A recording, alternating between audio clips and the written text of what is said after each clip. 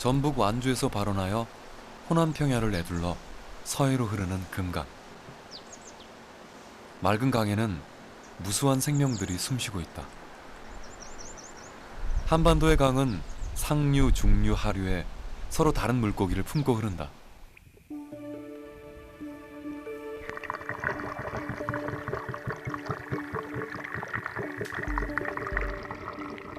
수만 년을 그려왔듯 인간의 무지한 간섭만 없다면 강은 민물고기의 천국이다. 가파른 산골짜기를 지나온 물이 모여 색강을 이룬 이곳에 참갈견이가 산다. 한반도 고유종이자 생태계의 건강함을 가늠하는 기대종이기도 하다.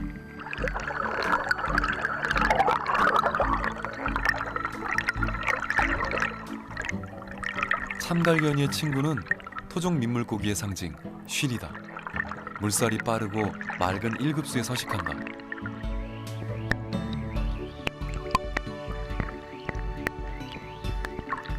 한 녀석 강을 거슬러 오르더니 물살을 따라 주르르 내려오고 이어 또 다른 녀석이 바위에 올랐다. 장난스러운 미끄럼놀이는 쉬리의 특징 중 하나다. 유속이 빠른 강의 상류와 중류 바닥엔 바위와 자갈이 많다. 바위 틈에 숨은 이 녀석의 이름은 눈동자개. 동그랗고 귀여운 눈과 얼굴을 가졌지만 사나운 육식성으로 밤에 주로 활동한다. 인기척 때문일까 정황을 살피러 나온 듯 어슬렁거리더니 돌틈에 숨어버린다. 여울은 맑고 산수가 풍부하며 많은 양의 햇빛이 비쳐 들어온다. 자연, 먹이가 풍부해 생물들이 살기에 좋다. 바로 이곳에 희귀한 물고기가 있다. 부지런히 먹이 활동을 하는 이 녀석. 멸종위기 1종으로 지정된 감돌고기다. 날씬한 몸에 검정색 줄무늬에 세련된 옷을 입었다. 녀석은 먹이를 먹을 때 특이한 소리를 낸다. 입 주위가 딱딱하기 때문이다.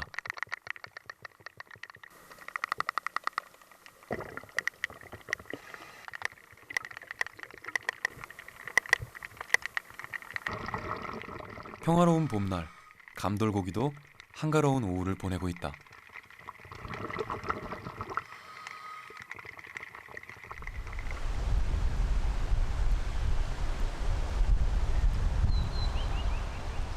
감돌고기 서식지는 전 세계에서 단 한 곳, 한반도가 유일하다. 우리나라 고유종인 것이다. 감돌고기 서식지엔 반드시 이 녀석이 있다. 어두컴컴한 바위 밑을 배회하는 꺽지. 이름의 느낌 그대로 투박하고 심술궂은 외모를 가지고 있다. 녀석, 뭔가를 발견한 것일까?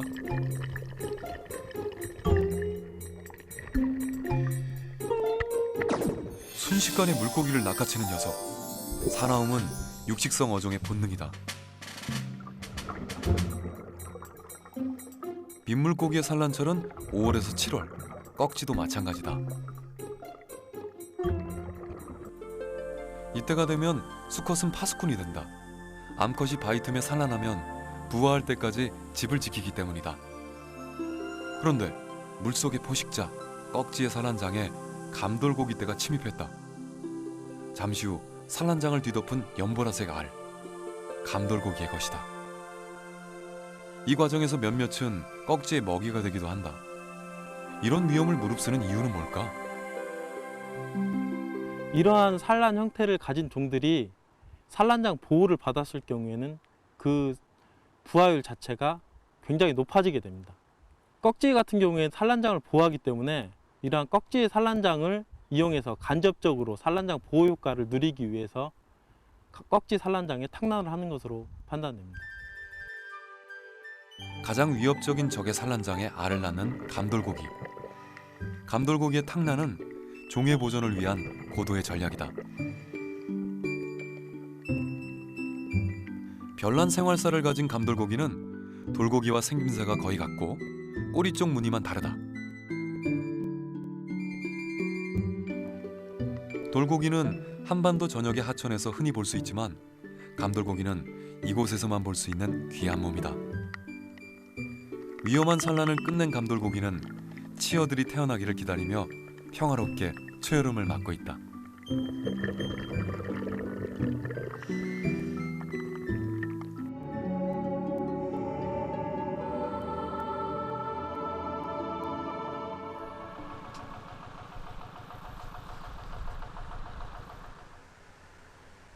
5월 하순, 모내기가 끝난 노는 초록 옷을 입고 따뜻한 햇살에 풍년새우도 종종 걸음치며 외출을 나왔다. 물속 생물들이 가장 활발한 시기다.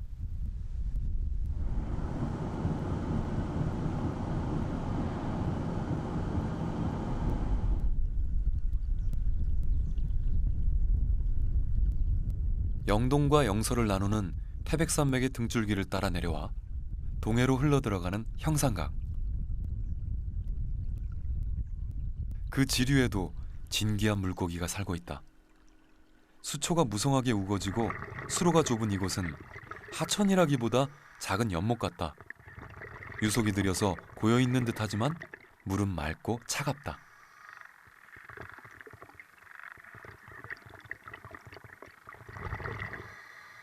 이 하천에 사는 잔가시고기는 한반도 고유종이자 멸종 위기종이다. 남한에 서식하는 가시고기는 3종류.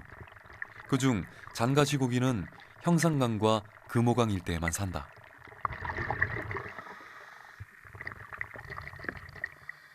우리나라 민물고기 중 가장 개성 있는 외모를 가진 녀석은 노란색 눈동자를 가진 잔가시고기다. 특히 형광색 지느러미는 만화 캐릭터 같다.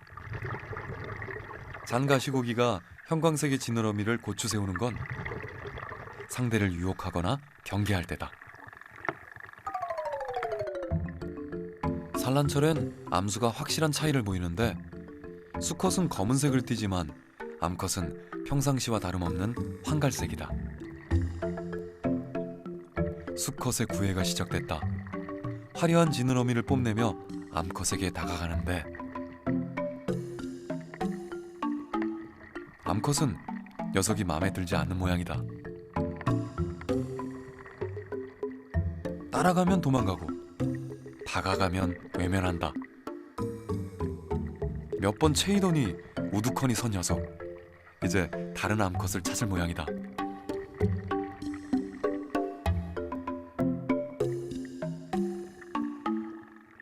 짝짓기에 성공하면 그때부터 잔가시고기 수컷은 바빠진다.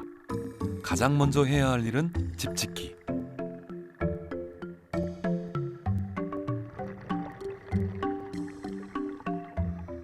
집자리는 수초가 잘 발달된 곳이나 갈대줄기를 고른 다음 수초 가닥을 물어와 공사를 시작한다. 둥지가 완성되면 수컷은 거미줄 같은 점액질을 분비해 갈대줄기에 둥지를 고정시킨다. 장가시고는 끝까지 끊임없이 새끼가 부화될 때까지 끊임없이 집짓기를 하는데, 예를 들자면 주위에 있는 수초나 이런 거를 물어다가 집이 혹시나 조금이라도 파손되면 그거를 끊임없이 이거 집을 보완해 나가고 그 둥지를 보완해 나가는 거죠. 그런 행동을 산란할 때까지, 산란해서 부화 때까지 계속하는 종으로 알려져 있습니다.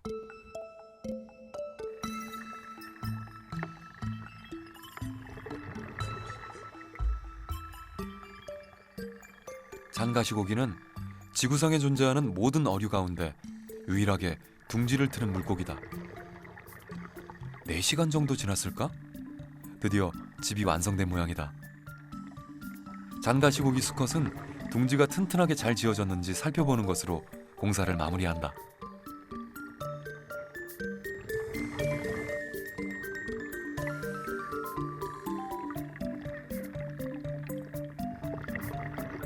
집이 완성되길 기다렸다가 둥지로 들어가는 암컷.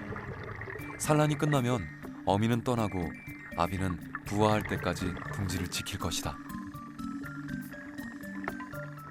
형산강은 잔가시고기의 남방 한계선이다. 녀석이 서식할 수 있는 경계가 바로 여기인 것이다.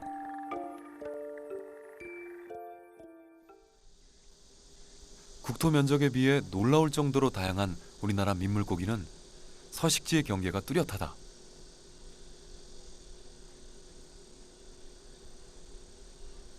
우리나라 수계는 크게 두 가지 이 수계가 공존하고 있다 보는데, 하나는 서해나 남해로 흘러가는 하천들은 빙하계 고항하수계에 해당되기 때문에 중국계 및 남방계 어류가 분포하는 고항하수계고, 동북부에 있는 하천들은 아무르 하천의 상류가 뻗쳐 내려와서 북방계 어류가 분포해 왔기 때문에 고아무르 수계라 말할 수 있습니다. 따라서 우리나라는 크게 두 가지 고항하, 고아무르 수계가 공존하는 지대라 볼 수 있습니다. 수만 년 전 대륙은 하나였다. 남으로는 온수대인 황하, 북으로는 냉수대인 아무르강이 흘렀다. 대륙이 분리되면서 황하 수계는 한반도 서남해로, 아무르 수계는 동해로 흐르게 됐다. 수계에 따라 서식하는 어종도 달랐다. 토종 물고기가 다양한 첫 번째 이유다.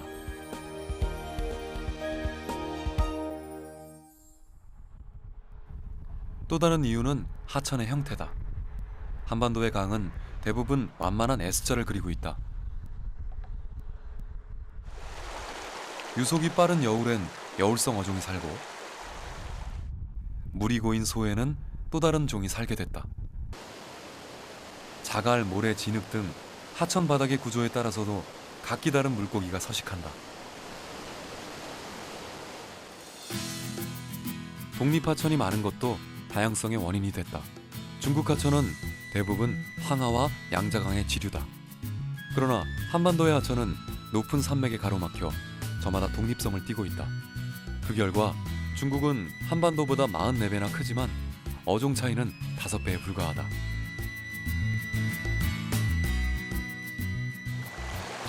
게다가 우리나라에 살고 있는 210종의 민물고기 가운데 무려 60여 종이 한반도 고유종이다. 높은 산을 넘지 못해 종이 세분화된 것도 다양성에 영향을 미쳤다. 미꾸리과를 보면 알 수 있다. 참종개는 서해로 흐르는 하천 어디서나 쉽게 볼 수 있다. 참종개와 비슷하지만 등무늬가 다른 미호종개는 미호천에만 서식하는 종으로 분화됐다. 등무늬가 성긴 부안종개는 전북 부안의 백천에만 서식해서 이름도 부안종개로 붙여졌다. 역시 미꾸리과에 속하는 녀석의 이름은 좀수수치. 고흥반도 인근의 섬에만 사는데 분포 지역이 아주 좁다. 낙동강에도 분화된 미꾸리과의 물고기가 산다. 바로 얼룩세코 미꾸리다. 2000년에 새로운 종으로 등록됐다. 뿌리는 같지만 서식지의 경계를 벗어나지 못해 각각 진화한 결과 다른 종이 된 물고기들이다.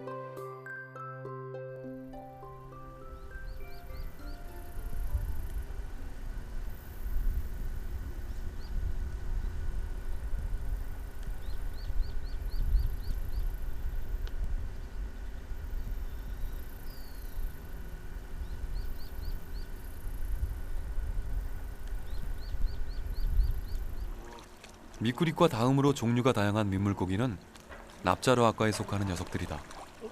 서남해로 흐르는 하천이라면 어디서든지 흔하게 만날 수 있는 민물고기다.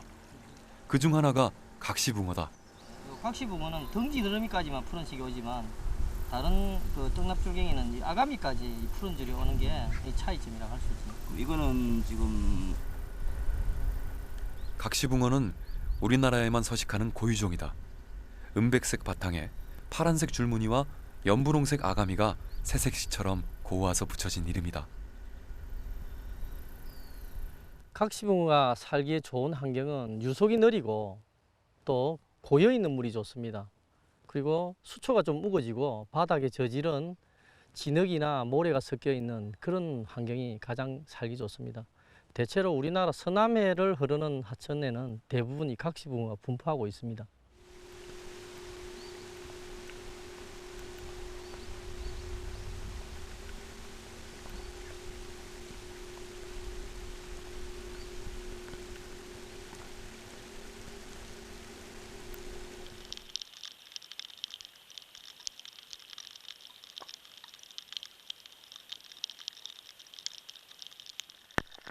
봄비다.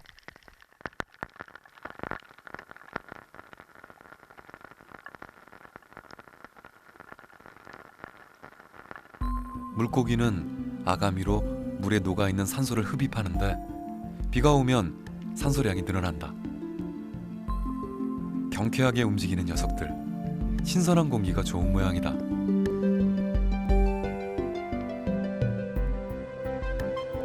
산란기를 맞으면 혼인색이 나타나는데 민물고기 중 가장 화려하다. 납자루 아과엔 각시붕어처럼 고유종이 많다. 우리나라에는 모두 14종의 납자루와 어류가 있는데 그 가운데 8종이 한국 고유종으로서 이 종마다 분포 범위가 각각 달라서 분포하는 의미로도 매우 주목되는 종이라고 생각합니다.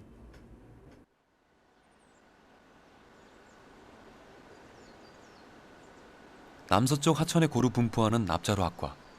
그런데 특정 지역에만 서식하는 녀석이 있다. 남한강은 태백산맥에서 발원하여 경기도 양수리에서 북한강과 만나 한강으로 흘러간다.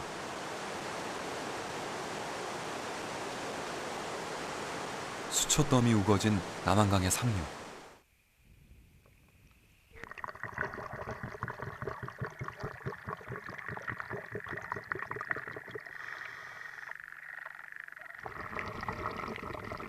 가장 먼저 만난 녀석들은 몰개다.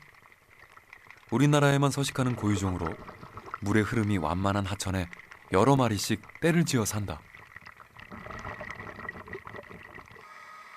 환경미화원으로 불리는 모래무지. 하천 바닥에서 주로 생활하는데 오물이 쌓인 모래를 먹고 깨끗한 모래를 뱉어내기 때문이다.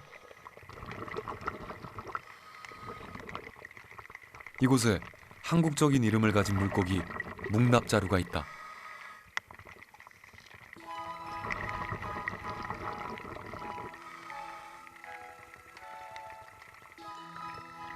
한반도 고유종이자 멸종 위기에 처한 보호종으로 한강 이북의 한정된 지역에서만 볼 수 있다.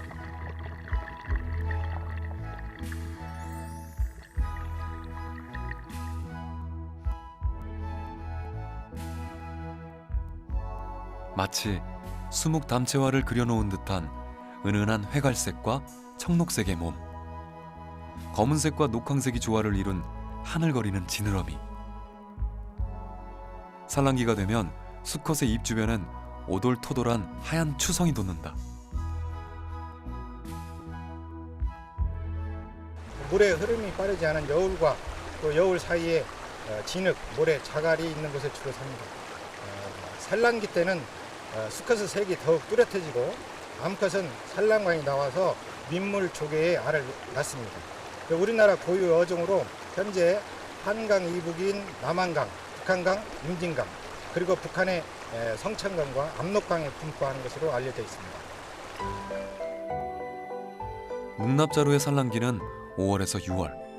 1년 중 수컷이 가장 아름다울 때다. 암컷을 유혹하기 위해 혼인색으로 치장하고 주변을 서성이는데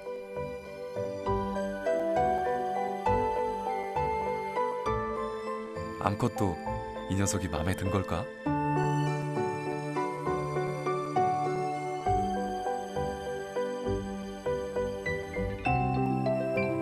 둘은 어느새 다정한 커플이 됐다. 암컷이 녀석의 프로포즈를 받아들인 모양이다.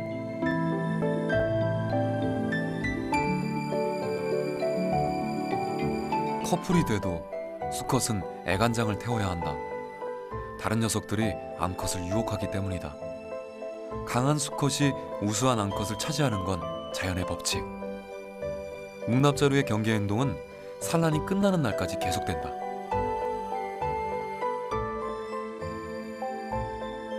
경계 행동은 암컷도 마찬가지다. 종을 보존하기 위한 본능인 것이다. 5월 하순의 물속, 묵납자루는 치열한 전쟁을 치르고 있다.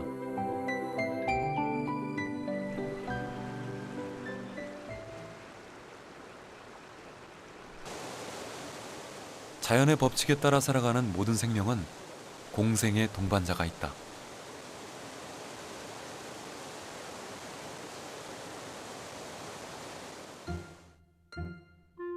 묵납자루도 마찬가지다. 묵납자루의 생활사는 아주 흥미롭다. 짝을 이룬 부부는 이제 말조개를 찾아야 한다. 묵납자루의 산란장은 물속 그 어디도 아닌 바로 말조개의 몸속이기 때문이다. 말조개가 대리자궁인 셈이다.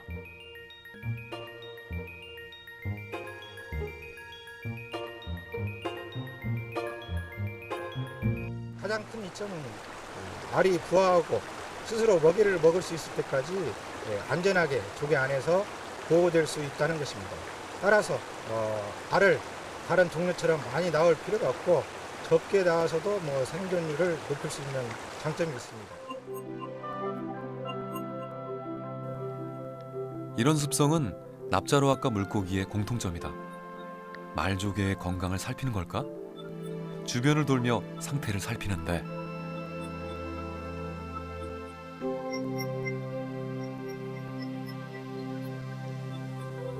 잠시 후 산란이 시작됐다.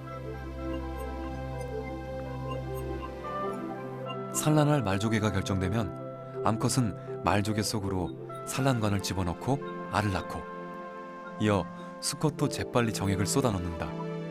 산란은 순식간에 이루어졌다.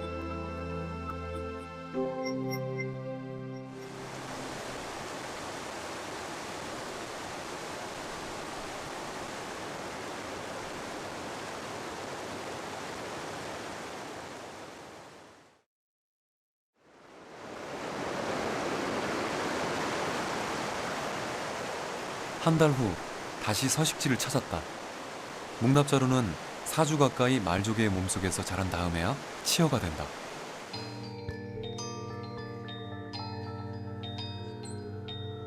말조개의 몸속으로 숨어 들어간 묵납자루는 어떻게 자라고 있을까?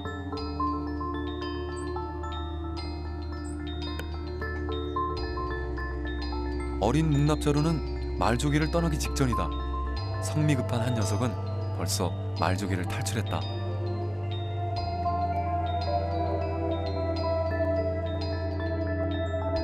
엉뚱하게도 물고기의 산란장이 되어야 하는 운명을 타고난 말조개. 한 달이라는 시간이 수월하지는 않다.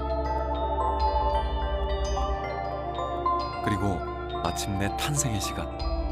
어린 묵납자루가 말조개를 떠난다.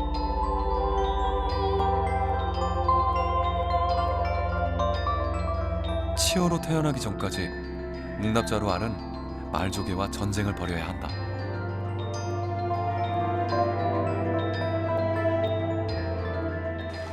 묵납자루의 알이 조개의 몸속에 들어오면 조개의 입장에서는 이물질의 침입이라고 판단을 해서 자꾸 토출을 시키려고 합니다. 이에 또 묵납자루의 알은 조개 안에서 빨리 부화해가지고 조개 밖으로 내몰리지 않도록 몸에 또 작은 돌기가 발달하도록 해서 아주 흥미로운 생존 전략을 가지고 있습니다. 또 반면에 조개가 얻는 이점이라고는 묵납자루가 접근 시 조개의 그 유생 단계의 상태를 묵납자루에 퍼뜨리는 것으로 알려져 있습니다. 묵납자루의 탕란은 지금까지 밝혀진 토종 민물고기의 습성 중 가장 드라마틱하다. 말조개에 접근한 암컷이 산란관을 통해 알을 낳고 연이어 수컷이 말조개의 정액을 뿜으면 수정이 된다. 그리고 묵납자루의 알은 말조개의 몸속에서 세상으로 나갈 준비를 한다. 4주 후 어린 묵납자루는 한 달 동안 자신을 키워준 엄마 말조개의 곁을 떠난다.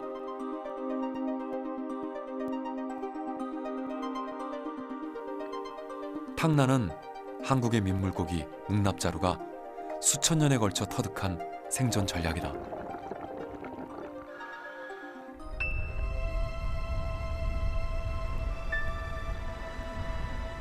묵납자루와 말조개의 치열하고 아름다운 공생의 관계는 최근 들어 위기를 맞았다.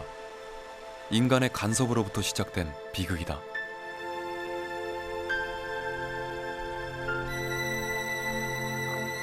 오염된 강에서는 말조개가 살 수 없고 말조개가 없어지면 한반도 고유종인 묵납자루도 사라질 수밖에 없다. 말 그대로 멸종이다.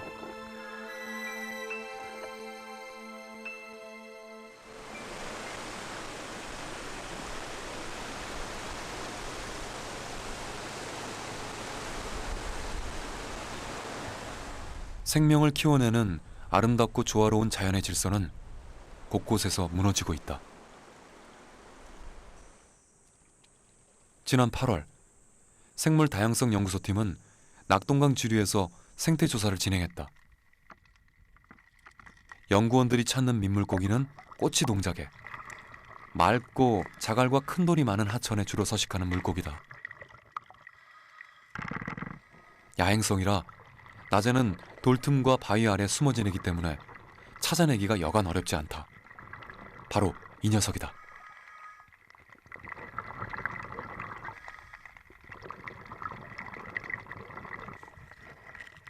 치밀한 수색 끝에 드디어 한 녀석이 포착됐다. 꼬치동작에는 천연기념물이자 멸종위기 1종으로 분류된 진귀한 물고기다.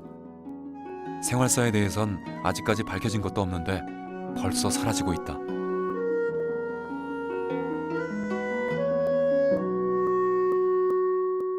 과거 문헌을 살펴보면 10년 전에 꼬치동작의 분포역 수가 30개 이상으로 굉장히 많았습니다. 하지만 지금은 그 수가 많이 줄었습니다. 실제로 물속에 들어가서 보면 꼬치동작의 개체수가 줄어든 것을 확인할 수 있었고 확인하지 못한 경우가 많았습니다. 꼬치동작에가 살 수 있는 서식지 자체가 훼손되고 있는 것이다. 102.58 12.96 개체수는 줄었지만 살아남은 녀석들은 다행스럽게도 건강해 보였다. 녀석들을 계속 볼 수 있을까? 비교적 환경이 좋은 이곳에서도 꼬치동작에는 멸종 위기였다.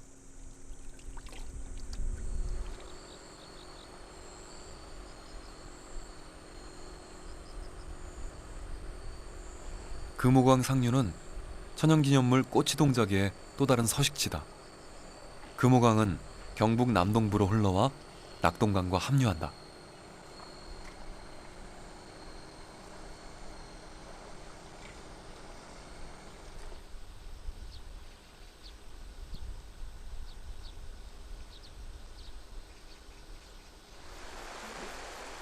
대구보건대학의 김구한 교수는 10여 년 전 여기서 꼬치동작에를 채집하며 집중적으로 생태조사를 진행했었다. 그동안 얼마나 변했을까? 돌 틈과 틈 사이를 이 녀석들이 왔다 갔다 하는데 지금은 거의 찾아볼 수가 없네. 주변 환경이나 서식처, 그다음 먹이. 그 많은 꼬치동작에는 다 어디로 간 걸까? 돌틈에 숨어 있어야 할 녀석들이 한 마리도 보이지 않는다. 돌 틈 사이에 이렇게 이제 부유물이 심한 물속, 하천 바닥을 뒤집는 공사를 한 것이다.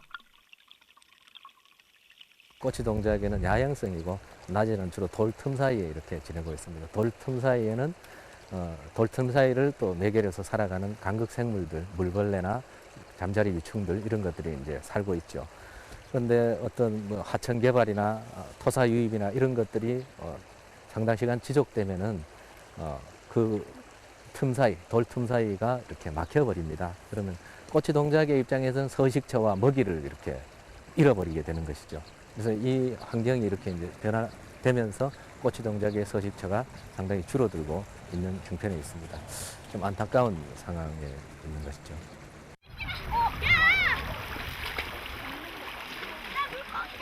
2년 전만 해도 강은 건강했다. 물살은 빠르고 물속은 맑았다.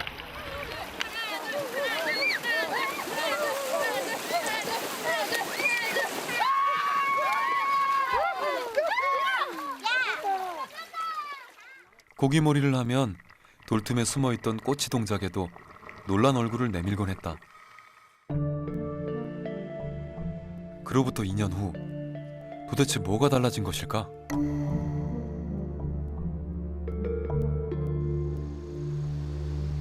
강엔 공사의 흔적이 역력하게 남아있었다. 볼을 만들어 물의 흐름을 막았고 완만한 S자를 그리던 곳에 인공적인 구조물이 들어섰다. 공사로 뒤집힌 바닥은 조금만 건드리면 앞을 볼 수 없을 정도로 부유물이 일었다. 천연기념물 꼬치동자기의 서식지는 이렇게 파괴됐다.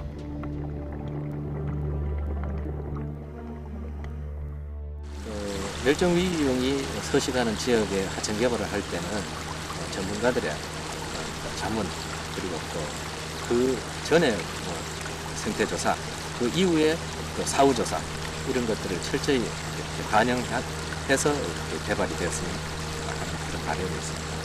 그리고 꼭 그렇게 해야 되겠죠.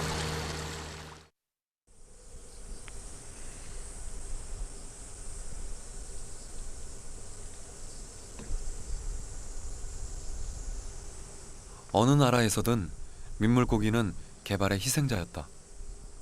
일본에서도 마찬가지다. 공업화가 시작된 60년대를 거치며 비와호는 죽음의 호수가 되었고 죽은 물고기가 날마다 수도 없이 떠올랐지만 아무도 주목하지 않았다. 그 사이 절반의 민물고기가 멸종 위기를 맞았고 많은 것을 잃은 후에야 일본은 보존과 공생을 고민하게 됐다.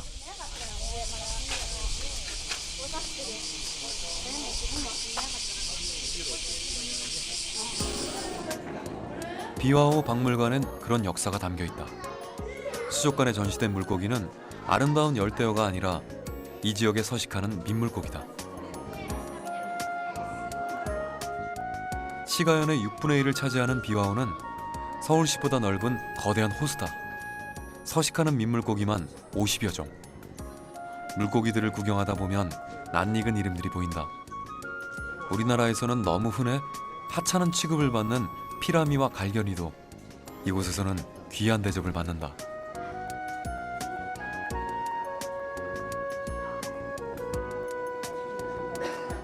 비와마스는 송어의 일종으로 비와호에서만 서식한다.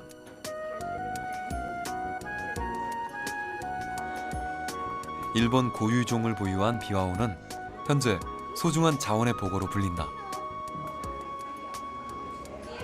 日本でもこれだけの固有種がいる水系というのは琵琶湖以外にはありません。そのような意味で琵琶湖の固有種を守るということは日本の淡水魚を守る大きな柱の一つと言えます。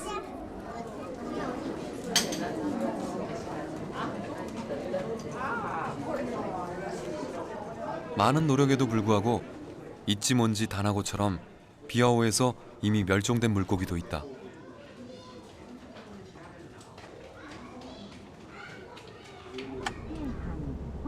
비와호 고유종인 이치몬지 다나고를 보려면 4시간을 더 달려 교토까지 가야 한다.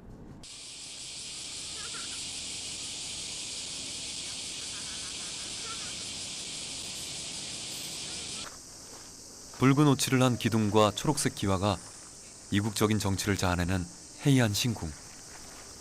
100년이 넘는 역사를 자랑하는 문화재로 교토의 대표적인 관광 명소다.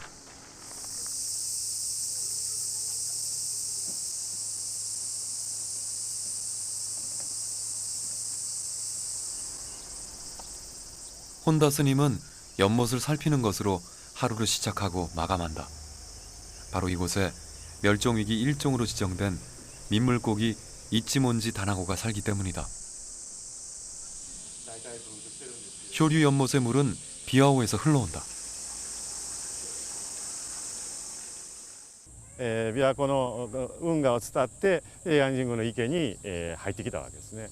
ただ琵琶湖には60種類ぐらいの魚がいるんですけれども、その中でも平安神宮の池の深さとかいろんな条件に応ったものだけが残ったんですね。その中に一文字タナゴがいたと。 이치몬지 다나고의 생태 조사를 위해 긴키대 학생들이 찾아왔다. 마지막 남은 서식지와 물고기를 보존하기 위한 노력이다. 생태 조사는 물고기의 건강 상태와 수질 검사 등 다방면에서 이루어진다.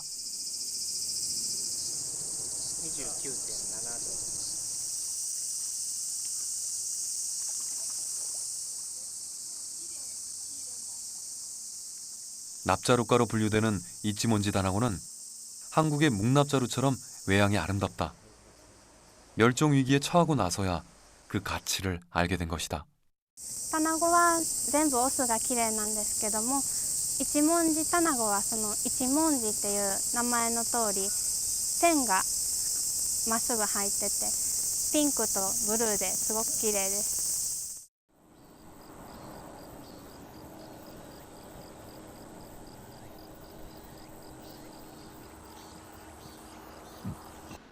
첩첩 쌓인 산 그림자가 한 폭의 그윽한 수묵화를 연상시키는 영월.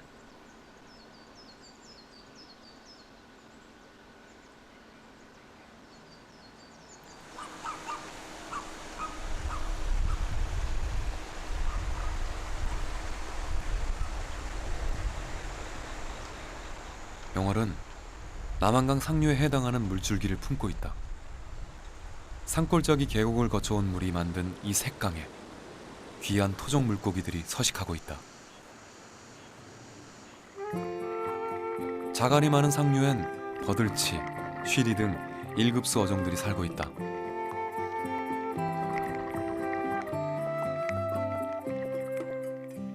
한반도 고유종인 동사리는 밤에 활동하는 야행성으로 치어를 주로 잡아먹는 육식성이다.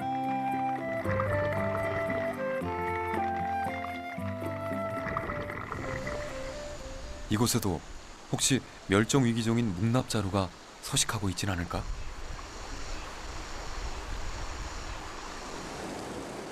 생태조사 결과 몇 마리가 발견됐다. 묵납자루는 산란철이 끝나면 수초에 숨어버려 찾기가 쉽지 않다. 수컷은 봄철에 비해서 이제 산란철이 끝났기 때문에 색깔이 이렇게 완전히 검거나 이렇게 화려한 면은 좀 사라졌어요. 그렇지만은 얘네들이 생활할 때는 산란기에 비해서는 조금 약해졌지만은 아주 건강한 상태로 그대로 잘 유지를 하고 있다고 봅니다. 이곳에서 채집된 묵납자루는 다 자란 성어부터 오래 부화한 어린 녀석까지 세대가 다양하다. 생태계가 건강하다는 증거다.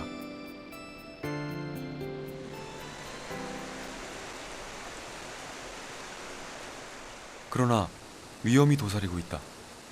농사를 짓는 인가와 축사가 지나치게 가까워 자칫 강이 오염될 수도 있다. 게다가 이미 남에게 대상이었다. 여기서는 뱀댕이라고 불러요. 알록달록한 게 이제 붕어 같이 생겼는데 아주 이뻐서 사람들이 어항에 누르려고 많이 잡으러 와요. 평화로워 보이는 남한강 상류도 묵납자루에게 안전한 서식지가 아니었다.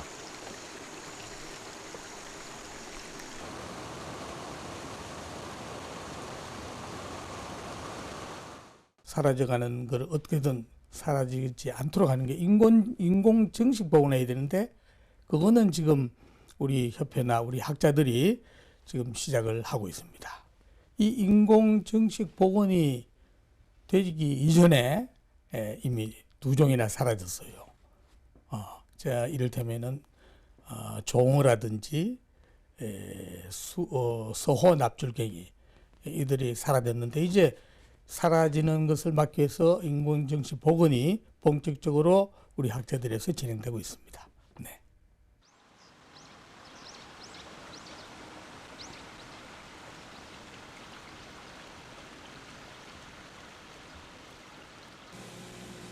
중앙내수면연구소는 멸종위기종 자원회복 프로젝트를 진행하고 있다. 묵납자루도 대상 어종으로 선정됐다. 인공수종으로 안정적인 개체수를 확보하는 것이 프로젝트의 목표다. 산란기를 맞은 묵납자루 암컷은 20개에서 50개 남짓한 알을 낳는다. 적게 낳기 때문에 부화율을 높이는 것이 관건이다.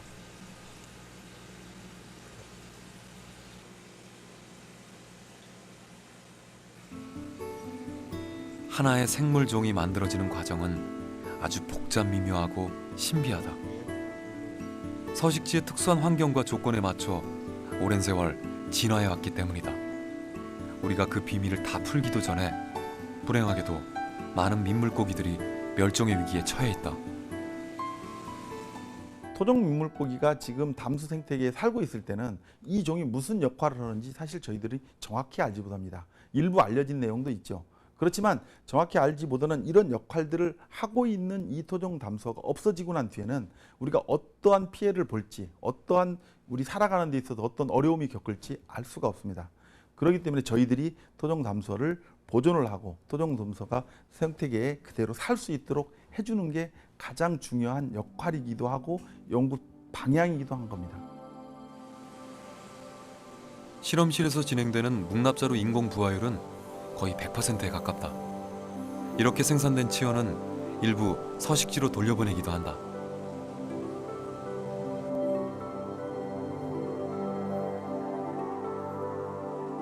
자연 상태에서는 말조개가 대리자궁이 되지만 연구소에서는 인간의 기술이 말조개의 역할을 대신한다.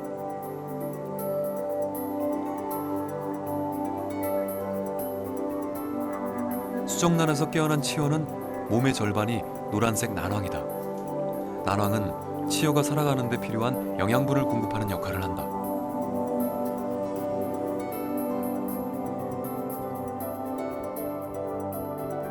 서너 달 후면 제법 자라있을 것이다.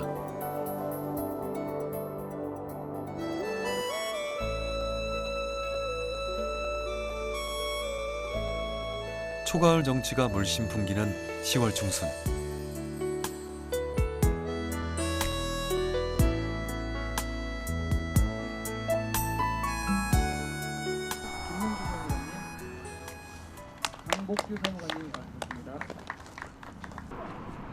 경기도 양평에서 의미 있는 행사가 열렸다.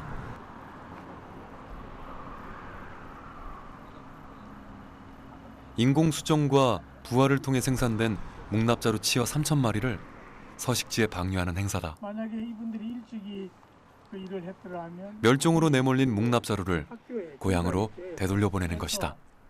이를테면은 과거에 이 하천에 이 물고기가 있은 걸로 되어 있는데 지금은 없어요. 다시 복원을 해서 여기 대를 잇고 살면 이 지역의 자랑거리가 될 겁니다. 하나, 둘, 셋. 감사합니다. 서식지 복원을 위한 작은 노력이다. 묵납자루가 과거에 살고 있지 않은 지역에 묵납자루를 방류하는 건 문제가 되겠지만 이곳같이 묵납자루가 살고 있었으나 일시적인 어떤 요인에 의해서 사라졌다면 인공지택 개체를 통해서 방류를 통해서 다시 과거에 살고 있었던 모습으로 돌려주는 것이 보다 안정적인 생태계를 유지하는 데 도움이 될 거라고 생각됩니다. 잘 먹고 잘 살아라 하면서 여기 손을 한번 흔드는 거예요. 강을 생명의 터전으로 삼고 있는 민물고기에게 인간의 개입은 이중적인 모습이다. 멸종을 부르는 가장 위험한 간섭이요. 동시에 종을 보존할 수 있는 마지막 희망이기 때문이다. 자, 하나, 둘, 셋. 묵납자루야, 아들, 딸 많이 낳고 잘 먹고 잘 살아라. 인간이 길러낸 어린 물고기는 이렇게 자연의 품으로 돌아갔다. 서식하는 개체 수가 급격히 줄어가지고 멸종의 위험이 도래한 그런 종에 대해서는 그냥 내버려 두면은 정말 멸종되고 말 수가 있어요. 멸종됐을 때는 이미 때는 늦습니다. 다시 살릴 길이 없어요. 겨울이 지나고 내년 봄. 이곳에서 아름다운 혼인색으로 치장한 묵납자루를 다시 만날 수 있을까?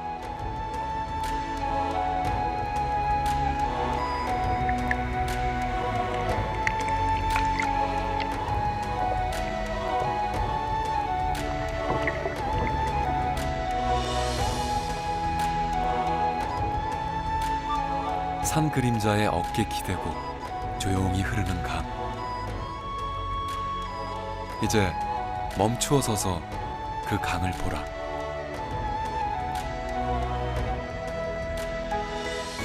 그곳에 우리 땅의 숨결을 간직한 소중한 생명, 한국의 민물고기가 있다.